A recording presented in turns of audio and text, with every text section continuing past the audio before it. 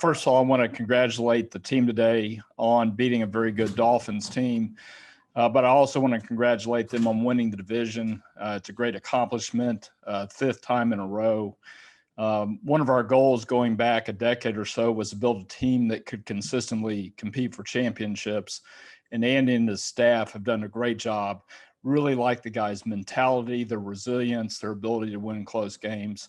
Obviously, there's a lot still in front of us, but today was a big step.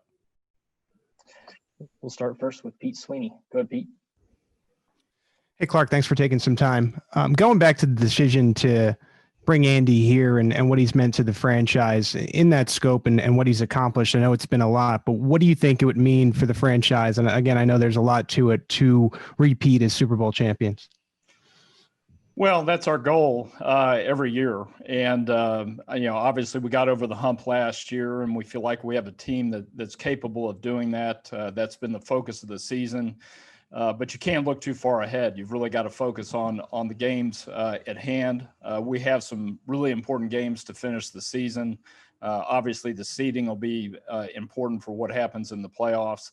And I think that's really where the focus is. But so glad that Andy has the team in the position they're in. 12-1, I think that's the first time in the history of the franchise that we've gotten to that mark. So congratulations again to the job Andy and his staff are doing. Let's go next to Matt McMullen. Go ahead, Matt. Hi, Clark. So you mentioned consistency. This is a similar question to what Pete asked, but how special is it that after winning the Super Bowl last year, they come back this season and they're not complacent? They go and win 12 out of their first 13 games and have a really good shot at winning another one here. Yeah. Well, I think that's one of the biggest challenge that any champion has is complacency. It's easy to look back at what you accomplished last year and not focus on the task at hand. Andy and the team leaders have really done a good job of keeping the team dialed in. To get 12 victories, to this point, it's a tremendous achievement. It's been a year plus since the team's lost a game. Again, a credit to the guys and their focus. And the key now is to stay focused here over the balance of the season. Let's go next to Adam Teicher. Go ahead, Adam. Hi, Clark, and congratulations on another division title. I know there were days early in your time as the principal owner where you would have settled for one straight division title. Is this more than you realistically hoped for when you hired Andy? I know this was always the goal, but was this more than you really had a right to expect when you made the move with Andy and turned the franchise over like that? Yeah, well, those things are hard to quantify.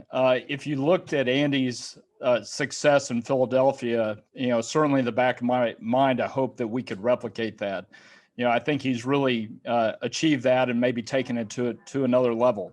Clearly winning the Super Bowl this February in the stadium we're standing in today was a big step there. But Andy's done a tremendous job, and we're blessed to have him. We're blessed to have the pairing of he and Patrick Mahomes. I think the two are a great combination. They work so well together and really maximize each other's strengths.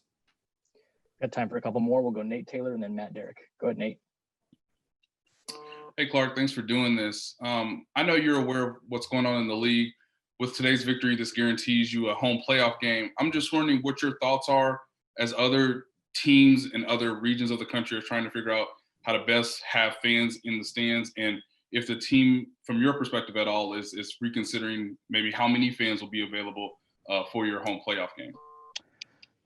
Well, the decision on how many fans we have at Arrowhead is one that we discuss regularly with the city health directors. And we've already had those conversations. And our plan at this point is to have the same number that we've had throughout the season.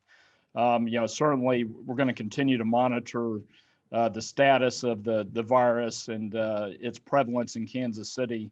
And, there could be changes coming. I certainly hope not.